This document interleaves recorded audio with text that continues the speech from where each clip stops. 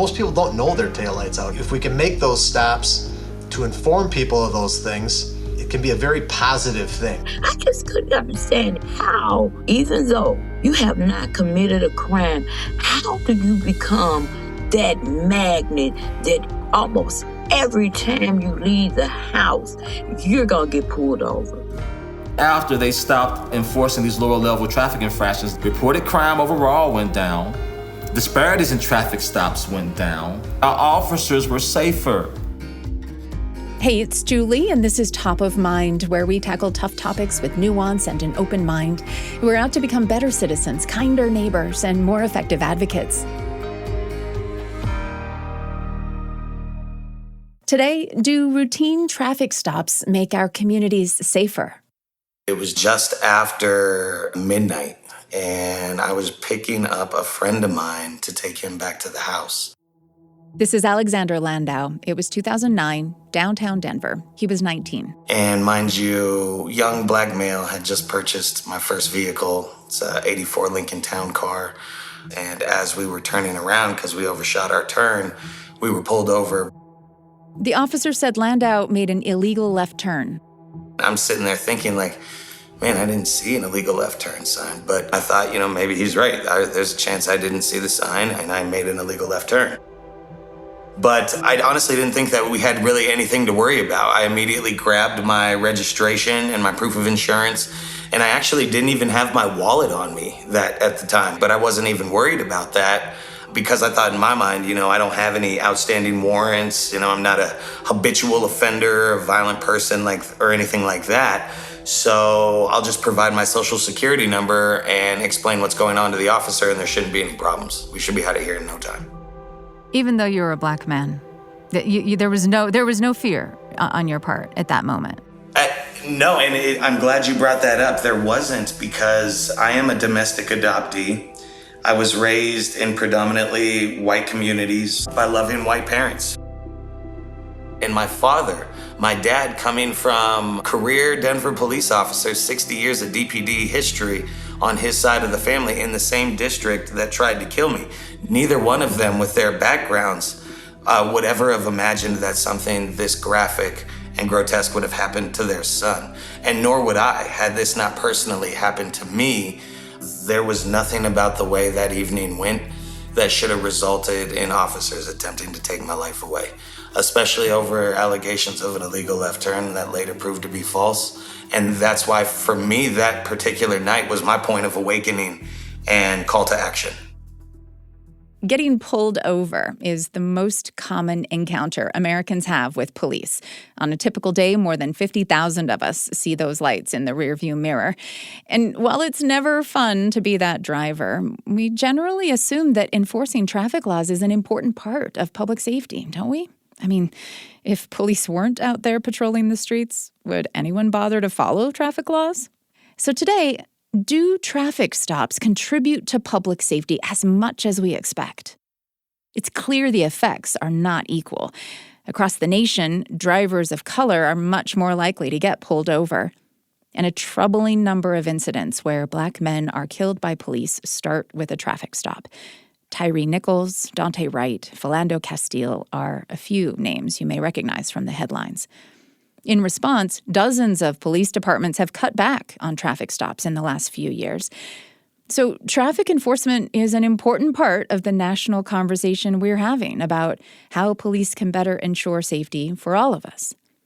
The perspectives we will hear today come from both sides of the car window. My friend Addison and I, we were both sitting there at the time kind of baffled as to, what was going on. But he came to the window and said that I had made an illegal left turn coming from Colfax onto Emerson. This is Alexander Landau again. The traffic stop that changed his life happened in Denver in 2009. He was a 19-year-old black man raised by white parents. His friend in the passenger seat was white. When the police lights went on behind him, Landau immediately pulled over and realized he'd left his license at home. No worries, he thought. My record's clean. Then the officer said, I can detect an aroma of marijuana coming from within in your vehicle, and I'm going to need you to get out of the car. And as I, again, come into this with a naive mind frame, I'm just throwing out things that I've picked up over the years. Like, I'm pretty sure you have to show me a warrant. And he just, in a more authoritarian voice, commanded that I get out of the car. And so I complied respectfully. So I'm out of the car, and then he comes around to my passenger, Addison, takes him out, and he offers up a small pill container of marijuana that he had in his breast coat pocket, and was placed in handcuffs and sat down right where I was standing. But you haven't been charged with anything. Are you handcuffed at that point as well? I'm not. No, they're just rummaging through my vehicle, and actually at this point, another squad car arrived on the scene. I still don't have a fear of the situation, and I didn't feel like my question around a search warrant was ever answered. So I calmly put my hands out to the side and took maybe 2-3 steps forward and just asked, excuse me, officers, but can I please see a warrant before you continue to tear apart my car? And that was enough to, basically, the best metaphor I can use is like flipping off a light switch. 2 officers grabbed Landau's arms and yelled at him to stop resisting. The officer who'd initially stopped Landau Looks at me and says, "You don't have a license," and then begins to punch me in the face. Landau stumbles and falls on top of a female officer who's responded to the call. Then all 3 officers on the scene begin hitting Landau. As he ducks to protect his face, an officer yells, He's reaching for her gun. And next thing I know, I'm thrown to the ground. At this point, all I see are blue pants and black boots. I hear Addison in the background, "Stop, you're gonna kill him." And I hear an officer yell, "If he doesn't calm down, just shoot him." At that point, I just went still and I closed my eyes and I just expected to be shot. But I blacked out. I get awoken by a paramedic. I thought it was a police officer at first. And the first thing I said was, "Please don't beat me anymore. I honestly don't think I can physically take it." And she said, "Relax, I'm a paramedic. I'm with Denver Health." And I asked her, I was like, "Why did they hurt me? I didn't do anything wrong." And she was just silent. And as she's prepping gauze and getting ready to clean up my face and treat my injuries, I tell her, "No, do not touch me. Do not clean me up. Don't do anything until somebody gets pictures of what they've done to me." And when I got to the hospital, they rolled me through the front entrance and I just started to yell, "This is what can happen if you're black in Denver after midnight." And an hour or so later, after I received 42 stitches in my face, a broken nose and a concussion, and later was diagnosed with a traumatic brain injury, this all happened within a couple hours. They wheeled me to the Denver Detention Center. Alexander Landau was charged with felony criminal intent to disarm a police officer. He spent 3 days in jail. My mom came down and she went into shock. She immediately screamed and started crying. She stood up. She grabbed this woman that she doesn't even know, turned her around and said, "Look what they've done to my son." The case against Landau was ultimately dismissed because of conflicting reports from officers at the scene. He sued the city and county of Denver and received a settlement of nearly $800,000. Landau thinks those pictures of his injuries were crucial. None of the officers involved were fired, but 2 of them were later removed from service for other incidents of alleged police brutality. And remember, everything that happened to Landau began with a routine traffic stop. The Stanford Open Policing Project analyzed 100 million traffic stops from all around the country and found that black drivers are 20% more likely to be stopped than white drivers, and 2 times as likely to be searched during the stop. But despite the higher search rates, black drivers are less likely than white drivers to actually be carrying illegal items like drugs or guns. Landau's experience led him to create the Denver Justice Project, aimed at reforming the criminal legal system and improving relationships between police and communities. These types of experiences impact all of us, whether it's directly or indirectly. And if we really want to have true community, you have to be concerned about the well-being of your neighbor. You have to be concerned about the integrity of your neighborhood, which means if you have officers who are patrolling the community, harming individuals, if you are in support or if you turn a blind eye, that is as bad as consenting to the behavior. And so for me, there is no way for us to move this needle and call ourselves a true community if officers, or if we're looking at individual problems as their issue and not my issue. What could have prevented? Are there policies? Are there interventions? Is there some kind of, training, something that could have prevented what happened to you? I think officers are tasked with doing things that are far outside their purview. I think we overburden our officers. I think there are entities and more certified people who can navigate things like behavioral health issues, substance use disorders, people experiencing homelessness. I'm not sitting here saying abolish the police entirely, because if we do that in the morning, we'll have anarchy by the afternoon. And we won't have a replacement. I'm not here to say I can solve a murder, but I also don't believe that law enforcement are the most effective bodies when interacting with certain crises and barriers in our community. We have to really rethink what education and community health and safety looks like. And that is not always going to be the role of police officers. Alexander Landau is founder and director of community relations for the Denver Justice Project. Close to half of all interactions people have with police in this country revolve around traffic stops, and they're not all about moving violations like speeding or illegal turns. It varies from city to city, but stops for equipment-related stuff, like expired registration, a broken taillight, tinted windows, are a sizable chunk of traffic enforcement. You can make an argument that those are still safety-related stops, but they're not on the same level as someone going 60 in a residential neighborhood. And yet these lower-level stops carry the same risk of escalating into a tragedy. Philando Castile is a stark example. He was pulled over in a Minneapolis suburb in 2016. The officer thought Castile looked like a robbery suspect and pulled him over for a broken brake light. That was Castile's last traffic stop. But it was only the latest in a long pattern. In 13 years, he'd been pulled over more than 49 times, and the vast majority were for non-moving violations, things like a problem with a license plate or a taillight. I knew that they were on him. This is Philando's mother, Valerie Castile. At one point, I explained to him that these people are not looking at you as a human being. They're looking at you now as revenue. I was so upset. I just couldn't understand it. And I still can't understand it to this day. How, even though you have not committed a crime, how do you become that magnet that almost every time you leave the house, you're going to get pulled over? It was never any public safety violation. It was something mechanical or documentation. It was a fishing expedition. Valerie Castile was convinced the police recognized Philando and were targeting him.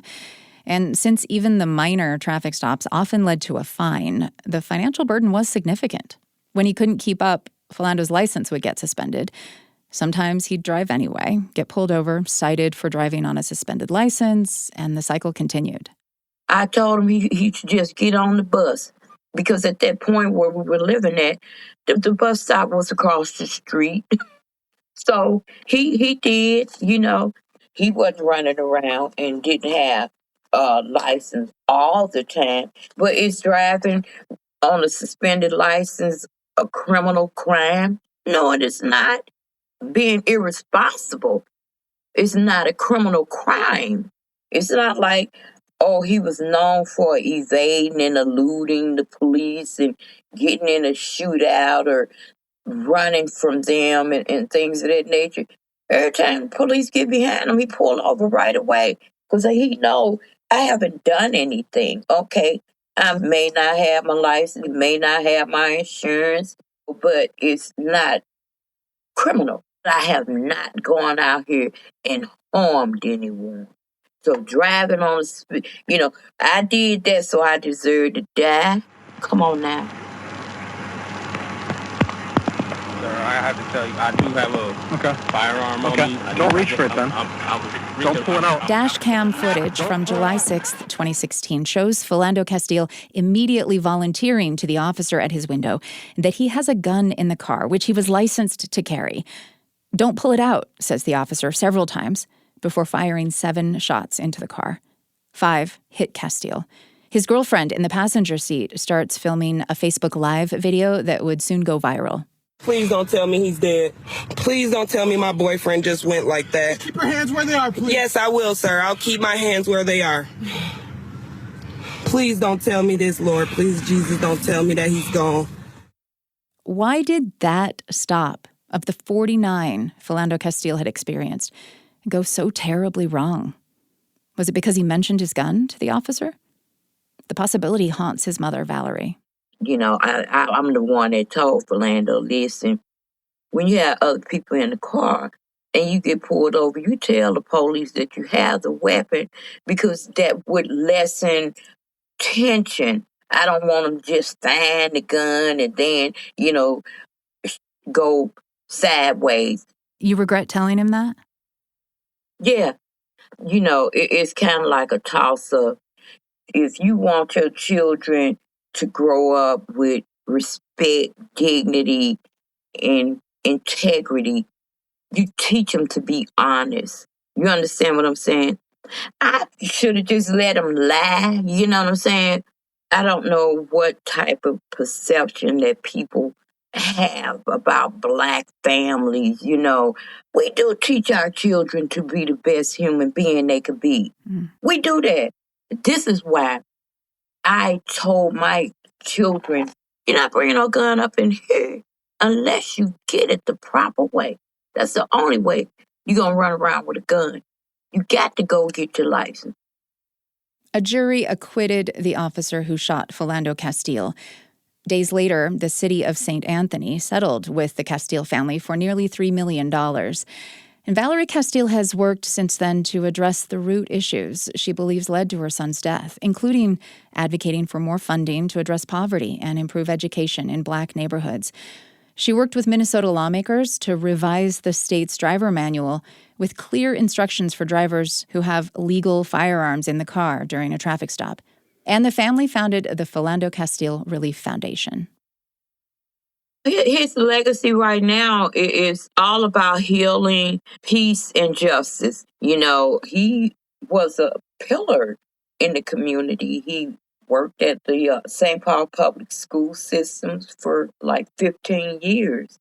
And he was gainfully employed until he was denied his right to live.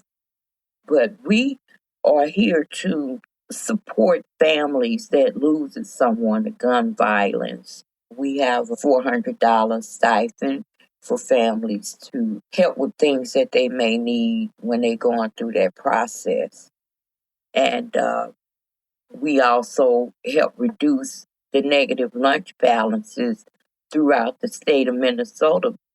After Philando's death, his family learned he had been quietly paying off lunch debt for students in the public school cafeteria where he worked. The Philando Castile Relief Foundation continued that work until early 2023, when Minnesota became the 3rd state in the nation to make school lunch free for all students, regardless of income. I was really, really, really happy and pleased with that.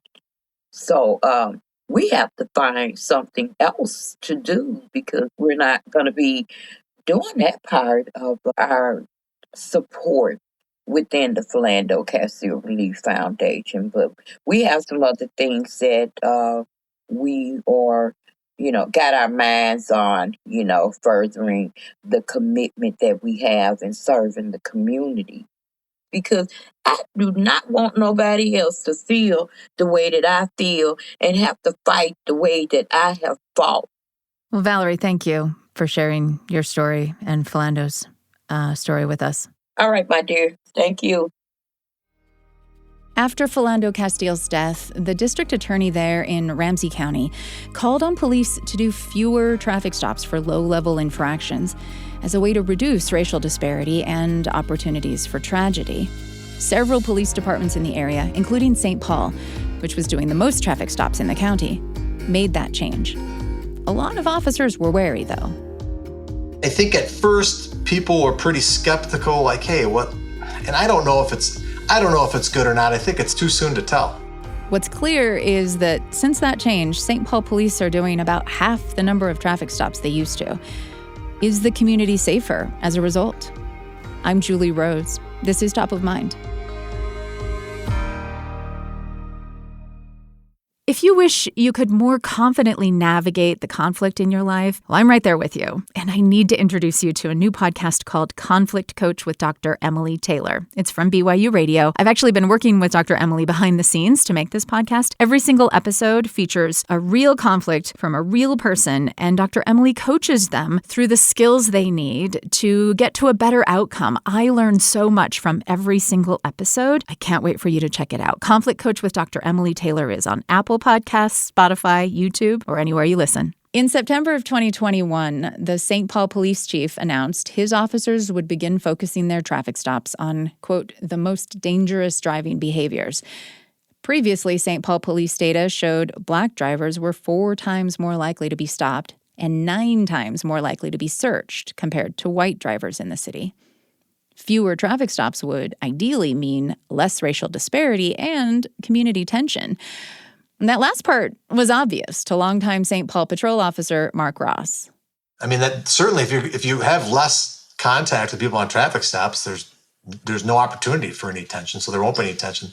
There's also less opportunity to get to know people and develop some of those relationships, and for people to drive away from the traffic stop feeling encouraged that there are police officers in their neighborhood working hard, treating them fairly with the dignity and respect that they deserve, and out there putting their lives on the line to keep people in the neighborhoods they're working safe. Mark Ross is president of the St. Paul Police Federation, the department's police union. He has made countless traffic stops. And I admit it was a little weird to hear him talking about traffic stops as such a great way to build rapport in the community. The last thing I'm thinking about when an officer pulls me over is, wow, I'm so happy about this, and what a great thing to know the police are here keeping me safe. But Officer Ross says his most memorable traffic stop played out exactly like that. I was working on the west side of St. Paul. This was back in 2005. There were a lot of construction trailers being stolen with equipment inside. In the neighborhood I'm assigned to patrol, and I see a trailer in front of me, and the tail lights weren't working. And a lot of these thieves, when they steal these trailers, they don't take the time to hook up the lights. So not a moving violation, it was a equipment violation. And I get up to the driver's window, and the driver was very compliant, and I asked why he had been stopped, and I explained that tail lights and brake lights on the trailer were not working. He apologized, and he was very cooperative, and sure enough, the trailer did belong to him, so everything's good. His license is valid, his insurance is good, and we started a conversation, and we probably talked for 45 minutes, maybe an hour, and got to know one another. He had immigrated here from another country and was just happy to be in the United States and loved his job as a contractor and was really on the front end of a lot of success. But the moral of the story is he and I became friends as a result of that traffic stop, and we still communicate to this day. So that was a traffic stop that resulted in a long-lasting friendship. How did your supervisor feel about you spending so much time making a new pal in a traffic stop? Like, is that really your job? It's 100% our job. I mean, it really speaks to the role that, and again, I think now, actually, I know now more than ever, community relations is a huge aspect of what we're doing. It's more important now than it's ever been for officers to get to know people in the community. And, you can't always do that. In this circumstance, I was able to take that time. It was a quiet night, or we were fully staffed. There weren't that many calls or calls of a great magnitude, so I was able to take the time to get out and chat with a guy that lived a block away from where I stopped him, and it was just a fantastic conversation. So we spend a lot more time as cops doing that than probably anybody realizes. Yeah. Did you end up giving that guy a ticket? Oh, in fact, specifically as it relates to the equipment violations, I would say more times than not, we're not issuing citations. We're issuing warnings. Most people don't know their taillights out, or they don't know there's an electrical issue. If we can make those stops to inform people of those things, it can be a very positive thing. When they realize, hey, that cop just stopped me. I was really nervous, but the officer was very nice. They told me what was wrong and what the potential hazards of that equipment issue might be, and told me to have a good night and that they should probably get it fixed. I mean, those are positive interactions. And so the fewer positive interactions we're able to have with the general public, the greater the divide between the police and the public can become. How often does it really happen, though, with a traffic stop situation? Would you say that that was pretty unusual, that it went so cordially? Most people are very cordial during traffic stops. I don't think the majority of the time you stop somebody for a traffic stop, you're not going to become a long-term friend of that person. But it's an example of what can happen, certainly when people get to know each other. Now, don't get me wrong, many of our interactions, not necessarily just traffic stops, begin kind of adversarial, not necessarily from the perspective of the officer, but people can sometimes be very defensive about why they're being stopped, why they're being investigated, why they're being detained. And if they take the time to listen and understand why we're doing what we do, things go really well. And really, compliancy gets lost in the mix all the time. If you look at traffic stops or use of force or any interaction with the police, when people are compliant, things typically go very, very well. It's when we're met with animosity, maybe we're met with some kind of force or aggression, or just, again, that adversarial response to us doing our jobs, that's when things can get negative. So were you not at all on the defensive when you approached that window? Hand on your weapon, anticipating that you might be catching someone in the act of stealing? I was, but I think as a police officer, you need to live in a world of possibilities. Now, that doesn't mean that, is it possible every single person that you interact with has the potential to attack you or take your life? Yeah, it's a possibility, but it's not probable. So you have to take the approach that there's a possibility that something could go wrong and you're prepared for that. We can deal with people with a high level of alertness and still be cordial. Now, again, when things get super high stress, that can change a little bit. Officer Ross says his all-time worst traffic stop experience was rooted in a driver's failure to comply. I saw a car driving erratically. He hadn't used his signals a couple times, was kind of weaving in and out of his traffic lane. Make the stop, I get up to the car and I can smell the odor of an alcoholic beverage. The driver wasn't making a lot of sense. So I got him out of the car. I pad searched him for weapons. And as I went to put him in the backseat of the squad, he broke away from me and took a swing at my head. And we ended up in a physical fight for about 2.5 minutes. And actually, at one point, a concerned citizen came over to help me, and I was able to get one handcuff on him. And another cop showed up. The suspect grabbed his leg and swept his leg, hurt his knee. Then he was out of the fight because his knee was injured. Another officer showed up, tried to tase him. He got up, ran about 1.5 blocks. We caught him. But that literally was a time where I was fighting for my life. There was a time where he was on my back and had his hands on my belt. I was nervous he was maybe going to try and grab my gun. So fortunately, somebody driving by stopped, pulled over, and helped out. So I'm glad that it didn't end catastrophically. With a loss of life. Yes.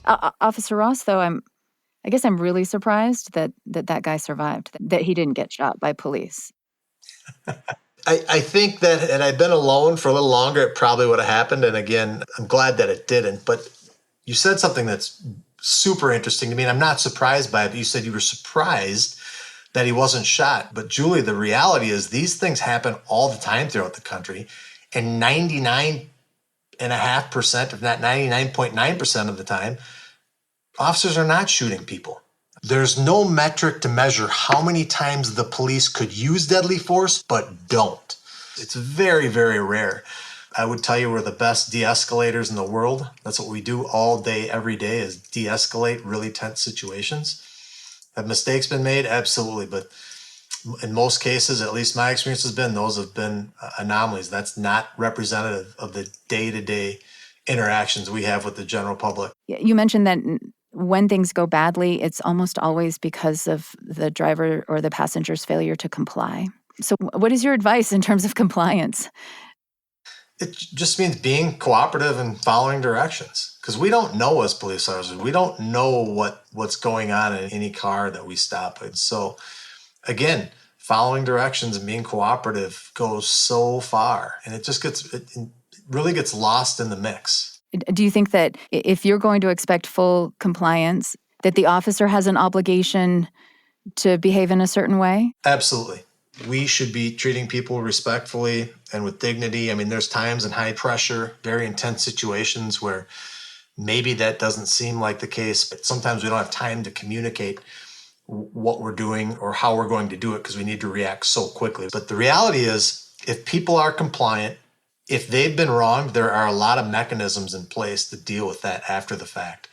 Out on the street at that time is not the time to fight or resist an officer. If you feel like you've been wronged, you can take it to civil court. You can file an internal affairs complaint. You can go to the Police Civilian Internal Affairs Review Commission in St. Paul. There are a lot of ways to deal with those situations after the fact. And with the advent of body cams, there's never been more transparency in policing than there is now. Is it at all problematic then that drivers of color, and particularly Black drivers, are more likely to get pulled over in St. Paul? And more likely also to get pulled over for minor non-moving violations? Well, I think you're using the benchmark of overall population versus where our efforts are typically concentrated or focused. If we just look at these numbers and say, it's disproportionate to the population, yep, it is. But we have to take a deeper dive into why we're there and why we're making those stops a lot of times. Ross says a major reason Black drivers are more likely to be pulled over is because St. Paul police are most actively patrolling neighborhoods where crime is the highest. If our efforts are concentrated in, let's just say, the St. Anthony Park neighborhood of St. Paul, which is between our state fairgrounds and the University of Minnesota, and it's about 92% affluent, college-educated professors from the University of Minnesota, it's probably statistically the safest and least crime-ridden neighborhood in our city. If we spend our nights driving around over in that neighborhood, there's not a lot of cars moving, there's hardly anybody out on the street, and we'd just kind of drive around in circles because there's pretty much zero criminal activity. Versus the neighborhoods where we put our focus is where we're receiving the most calls for service, and people are most likely to be victimized. In 2022, more than half of homicide victims in St. Paul were Black, and so were 3/4 of offenders. And I would suspect if we were to drill down a little more deeply in terms of geography and the exact location, we'd probably find, well, I know that they were in neighborhoods where there's large numbers of people of color living, right? Neighborhoods that have also experienced historically disinvestment by communities, are generally poorer. There's a lot of systemic, structural, societal pressures that may also be contributing to these higher rates of crime in some of these predominantly Black neighborhoods. It's certainly, a lot of it is linked to poverty, of course. That's certainly another conversation. But I would suggest to you that as police officers, we would be derelict in our duties if we were not putting a focus in the areas where the most dangerous and violent street crimes were occurring.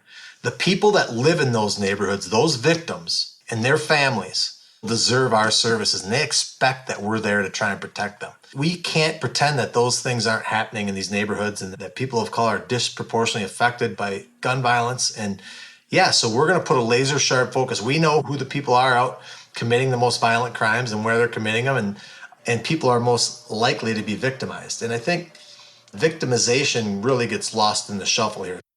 Is that true also when it comes then to traffic stops? How does pulling people over contribute to or hinder that relationship that you just described, in particular for non-moving violation type things, right? Broken taillights or out-of-date tabs, that kind of thing. What is the role that plays in public safety? Well, I mean, they are safety-related issues. And so, again, in St. Paul, I can tell you, most of the time on the minor violations, which, again, we've moved away from making those stops, most of the time you're just letting people know that, hey, you've got this wrong with your car, this is why it's hazardous, and you should probably get it repaired. But, we also know that a lot of the people that are most frequently involved in a lot of these violent crimes don't pay attention to traffic laws. They don't put tabs on their cars. They're not insured. And so a lot of times that's a sign of more issues. A lot of times it isn't, but sometimes it is. The traffic stop changes in St. Paul and other Ramsey County cities have reduced racial disparity. While traffic stops for people of all races and ethnicities have declined, stops for Black drivers have declined the most. And in St. Paul, police officers are no longer evaluated based on how many traffic stops they do. So people aren't feeling pressured to write tickets. Quotas are illegal, by the way, and our union has never been in favor of quotas. You can do a lot of great work without necessarily, stopping cars all the time if that's your. And there are people that really enjoy the traffic work, especially speeders in residential areas. A big city like St. Paul, there's a lot of kids and a lot of people driving crazy. I mean, I don't know where you live, but if you're in a large urban area, people, I think, drive crazier than ever. So do you think that St. Paul is less safe because you're doing fewer traffic stops right now? I think it's too early to tell, but I think it speaks for itself when you have less officers out patrolling and out in our communities working to support victims in the communities. I think that people are more likely to be victimized and more crime is going to occur. Why are you down so many officers? Well, I think if you just turned on the news, you could answer that question. Cops have been vilified the last several years, and it's been tough to recruit and retain people. They feel like they could do everything right and everything they're trained to do, and the scrutiny is just unbearable. And there's a fear that you could be charged with a crime for making a split-second decision that people then go and pore over for hours and days and weeks and months and make a decision on whether or not they should charge an officer with a crime based on a decision they made in a half a second. I'm proud of the work we're doing. We need to continue to lift up and embrace police officers and police departments and make everybody better. We're open to being better. I can tell you that right now. Mark Ross is president of the St. Paul Police Federation. Since I first spoke to him back in 2023, more data is in. Here's St. Paul Police Chief Axel Henry in a video put out by the Ramsey County Prosecutor's Office in February 2026. And what we found is it's been successful. And it isn't that we're suffering in any other areas. Our shootings are not going up, they're going down. Our firearms recoveries have gone up, not down. All the areas that I think people who would push back against an experiment like this, the data just doesn't support those concerns. Now, interestingly, Chief Henry was one of those skeptical officers back in 2021 when his predecessor implemented the change. In this same promotional video, he talks about a positive traffic stop experience he had and what ultimately changed his mind about the new policy. I pulled this person over and they had two small kids in the car, and it turned out they were homeless and they were living out of the car. And of course, you can imagine what the woman who was homeless and living out of a car with two children was thinking about. Now she's going to get a ticket for $100 for taillights. And so when she found out that she was going to get basically a coupon to get these fixed, and that the place would install the lights for her, fix the lights, those types of things, she started to cry, and then she drove off. And about 5-6 minutes later, I was still out dealing with something else in the same area, and she pulled up and she got out of the car and she came up and hugged me. And she said, I just can't believe, because I had said to her, I think, spend that money you would have spent getting your taillights fixed, spending on some ice cream cones for the kids, or do something that's nice for you, or whatever, that kind of a thing. And the police, we don't get as many opportunities as we like to coach teams or to do a bunch of things that we want to do. I think the community thinks that we're out here and all we want to do is run around and get in high-speed chases and arrest people, and that just simply isn't the case. And so I think when this first started, people started to think, well, these are the much lower less offenses. These are the things that I get the opportunity to show up and be a superhero for that person today, and you're kind of taking those away from me by not having me stop those. And the other part was that I don't think the officers really and myself included, didn't really understand the big picture of what was going on. And where my metamorphosis happened was, although all of what I just told you was true, if I took a step back from that, I realized, well, that's about making me feel good. And I don't know what trauma the woman went through up until the point that she realized she wasn't going to get a ticket. But if I can take that off the plate, I really shouldn't, to avoid that for selfish reasons, just because I felt very philanthropical in the moment. That was St. Paul Police Chief Axel Henry. Let's take a look now at what the shift away from low-level traffic stops has meant for some other cities, and whether smart cameras and AI might be the way forward. I'm Julie Rose. This is Top of Mind from the BYU Radio Podcast Network.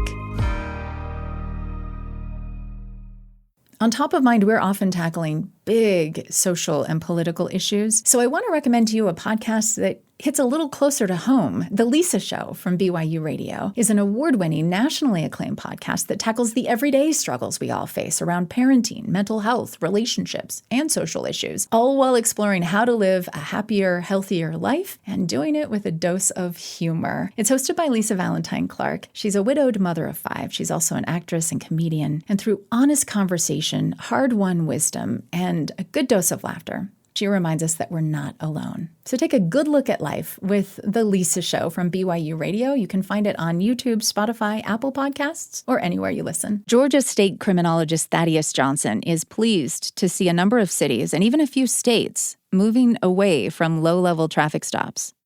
Yeah, I've been calling for this for a long time, and so I started seeing these things happen. I was really, really excited. Now, mind you, I don't think this is a long-term plan, right? Well, I call it removing the trigger. He points to Fayetteville, North Carolina.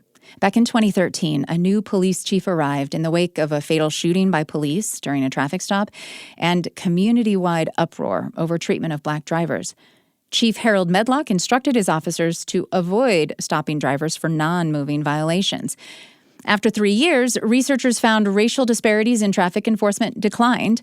Fayetteville streets were safer, crashes and traffic fatalities went down.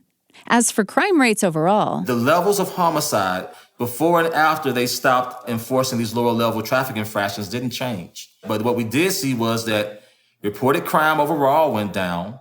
Disparities in traffic stops went down. Another really important thing is that our officers were safer. We saw resistance go down and assaults against the officers go down. So mind you, moving away from this keeps not only the community safe, but keeps our officers safer. And it also frees up their time to go handle real business. Johnson's academic focus on police and justice reform stems from real-world experience, 8 years as a Memphis police officer. In his early 20s, he joined the force mostly because he wasn't doing well in college and needed a job.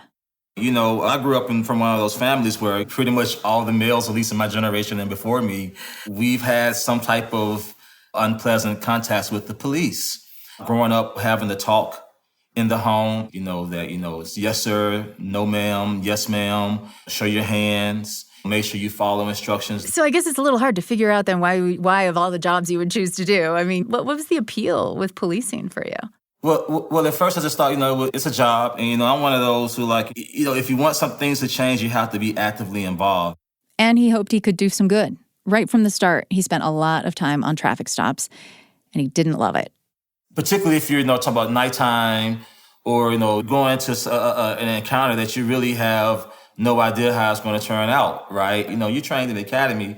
You think you're going to be going to combat a foreign adversary. And, that's just type of the mentality of survival, even though it may be really rare. Like, we know that maybe, 50 to 60 officers to 100 officers may be killed yearly. Or maybe 50 to 60 are assaulted, and most of those are non-injury. And so I think, even though it's a dangerous job, it's also conflated in training. It's conflated in the culture. And no matter how open-minded or woke you think you are as an officer, we all are not immune from culture. And so you do take an us versus them approach. And as a Black officer, that can be a really lonely place. So, as a Black officer, there's a lot to unpack there. But let me just make sure that I'm clear here. So you didn't like doing the traffic stops mostly because it was stressful? Yeah, and it's not how you really want to engage. So when you make the stop, you feel the need to have to write a ticket or make an arrest. You're compelled. You feel that pressure to do so. Things like if a person is driving with a suspended license, they may be trying to go to work, but now I have to tow your vehicle. And so I'm following policy. And, and sometimes you feel like, am I really contributing in a way that's really beneficial? But at the end of the day, the one tool that I will and that I'm rewarded for as a patrol officer are the amount of stops. A major turning point in my life was getting taken through the ringer by my supervisor for taking too much time on a quote-unquote service call, right? It's this rainy evening on this major street in downtown Memphis, and this car is over. I mean, it's rush hour, it's pouring down cats and dogs, and it's right on the side. Mind you, it's 2 lanes, and right there blocking 1 lane. So I get in there, this lady's frantic, can't reach anybody, and has a flat tire, right? Has no idea how to change a tire. So I get out, and mind you, I grew up watching Andy Griffin, Perry Mason. Like, to me, it's like helping the little old lady across the street with her groceries just as important as catching the bad guy. And so I'm there, and it took 45 minutes to an hour on that call. And we got the tire changed, and she was so grateful. And so, and mind you, police officers, we have to account for every second, minute that we spend on the job. And so you have activity logs that you fill out to show where you're at. So I go in to show it to my lieutenant at night. He says, Johnson, what's this? You spent an hour. What's this call here? And I told him, I'm hyped. I'm like, this is what I did. She was so happy. And he said, he looked me square in the eyes and said, we don't pay you to change GD tires. We pay you to write effing tickets and lock asses up. That's the exact term. And I mean, and I think for me, that made me want to be a supervisor. And, you know, that was a major turning point for me. But that's the conflict that I think many officers face, is that you know how it works on the ground, but how you're evaluated does not reflect it. And mind you, I got in because I needed a job. Did you become a supervisor ever? Yeah. I moved on and became a sergeant. Then I became a lieutenant, then interim captain. Were you, as a supervisor then, able to reward people for community service activities? Or were you under the same pressure that supervisor was when he chewed you out? So I had to do it informally, right? I wasn't able to reward you on your evaluation. What I could do was say, you know what? You wanted this day off. Here you go. Here's a day off. Or provide them other incentives. Take an additional lunch break. I'll cover your beat while you take lunch. So it's things informally that I was able to do, even amongst the officers that were under my command. Why is it that so often traffic stops are incentivized? Like, it's such a major way that patrol officers are, sort of evaluated. What drives that? It's really the one way to show productivity. So, i.e., if you want to be promoted, if you want to advance to a specialized unit, if you want to be recognized, you have to be active and productive. Look, community engagement, all those things are great, and those are really important, but that's not what departments really emphasize, or at least give equitable weight. And so someone will say, well, there are no quotas. Maybe not on paper, but there is a cultural quota. Because if you're not making stops, if you're not making arrests, that's not real policing. And why is that? Well, oftentimes police departments are evaluated by cities when it comes to budget and all these things. How do you show how productive you are? Traffic stops. We're making all these stops. We need more officers. Unfortunately, the people evaluating policing and police departments and the budget allocations often don't have any experience in that line of work to really understand what's working on the ground. I mean, hell, 80% of police budgets go towards salary. So it's not like many of our departments are rolling over in the dough anyway. So therefore, revenue from traffic enforcement becomes even more important. And so, but is that the justification? What is the justification for doing these low-level traffic stops from a police officer's sort of public safety argument? Deterrence. So even though there's no science to really support that, it's deterrence, right? So normally, the low-level enforcement or crimes, there's vast room for interpretation and discretion. So like the minor stops, we tend to use those as pretext stops for things like you change lanes without properly signaling. Again, a pretextual stop is basically a stop for a lower level infraction, which is really a guise for officers to really investigate criminality. And not because they have probable cause, because look at this black guy with dreads, driving this car with tinted windows, this Dodge Challenger or what have you. Let's see if we can stop him and see if he got dope on him. Let's see to run his license if he has a suspended license, and now we can possibly get an arrest or another a citation because that's how we're rewarded, right? So traffic stops and arrests are valuable assets to an officer. It's almost a treasure to some officers because the prime example of a good officer is being able to make a stop and an arrest and come out safely. And it also is a way to show that we're out here, we're making stops. So if you're thinking about breaking the law, we're closely watching and we will catch you red-handed. As an officer, that's really the only tool you feel you have because that's all they really provide you with. So oftentimes, cities and departments don't set our officers up to be successful. So part of it is that we really have no other alternative. Some cities have begun relying more on traffic cameras and artificial intelligence to reduce the amount of time officers spend making stops.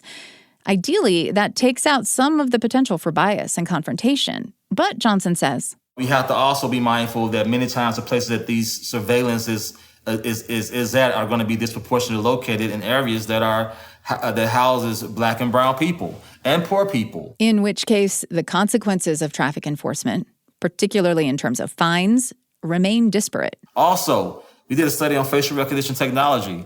We know that AI does not always get the race of people correctly. And our research shows that use of facial recognition technology can lead to greater racial disparities in arrest for Black people. And so artificial intelligence is great, but when you start putting robotics in, AI, you put the psychological distance between officers and the people that they serve. The psychological distance allows more room for bias to creep in because there's no arbitration of it. There is a place for it, but it has to be regulated. It has to make sure that even the software that we're using is representative and serves all people in our communities. If you have procedures and systems in place that creates disparities, all artificial intelligence automation is going to do is codify and exacerbate those things. And so I would say we heed caution when considering adding those things into the enforcement mix. A nonprofit in Minneapolis was inspired by Philando Castile's death to create a program called Lights On, which partners with police departments around the country to give out vouchers for replacing broken taillights rather than tickets. In some cases, officers will just log the license plate and have the notice sent in the mail rather than make a stop. And then there is the unarmed civilian option. Berkeley and Los Angeles are among the cities considering delegating low-level traffic enforcement to unarmed employees, similar to the way parking enforcement works. Thaddeus Johnson applauds any effort to reduce tense interactions between police and communities of color because what it does is makes police and communities actually safer, and it removes the trigger until we can have some healing through trauma-informed enforcement. This is what Johnson is most eager to see happen. Taking a hard look at traffic stops is a first step toward a deeper solution, what he calls trauma-informed community engagement. So trauma-informed policing is where you have police and citizens come together and they talk in these communities that you're serving. And these citizens, Newark, New Jersey is one of those places. These citizens sit down with police and say, I see you as an oppressor. I had this engagement with a police officer and went like this, and I felt like I got treated like a piece of crap. And officers also get a chance to talk about how things from their perspective. This is why we engage in this way. This is the trauma that we endure every day. Dead bodies. We see people injured, dealing with people when they're at one of their lowest moments, right? So these are the things that they get to share back and forth. What it does, it humanizes both sides. And what you find is that those citizens, when you talk to them, they trust the police more, or if they don't trust them more, they at least have a mutual understanding, right, of what's going on. And so that's really the core of what I talked about, trauma-informed policing. It doesn't cost a lot of money to do that. It just costs political and departmental will amongst our leaders for that to happen, and permission from our communities. So a big part of that is for people like me and academics, for us to really engage communities and distill this information so our citizens can be informed. What are the best evidence-based practices? We talk about defund the police. Perhaps research might say that if you make investments in policing, you can have more equitable and safer communities, right? And so, but the public doesn't know that. And so we have to find out ways to make this information available and then go out and make sure we actively engage and vote for those people. I love seeing protests. I love seeing people in the street rally and showing that you're upset. But the one big issue that I had with many of these groups, and they would go unnamed, when you ask them, what is it that you want? You can't tell us what you need to move when you have the platform. So we need to make sure that we're prepared to have the platform and have these things in line, know what evidence is there, and put the right lawmakers in place and look at the evidence and not just political pedigree when it comes to who leads us and how they go about governing us. Thaddeus Johnson is a professor of criminal justice and criminology at Georgia State University. He's a senior fellow at the Council on Criminal Justice and a former Memphis police officer. Top of Mind is a production of BYU Radio. Today's episode was produced by Samuel Benson, Amber Mortensen, and me, with help from James Hoops. We had sound design by Brandon Lewis, Josh Fouts, and Spencer Hewitt. I'm Julie Rose. We'll talk soon.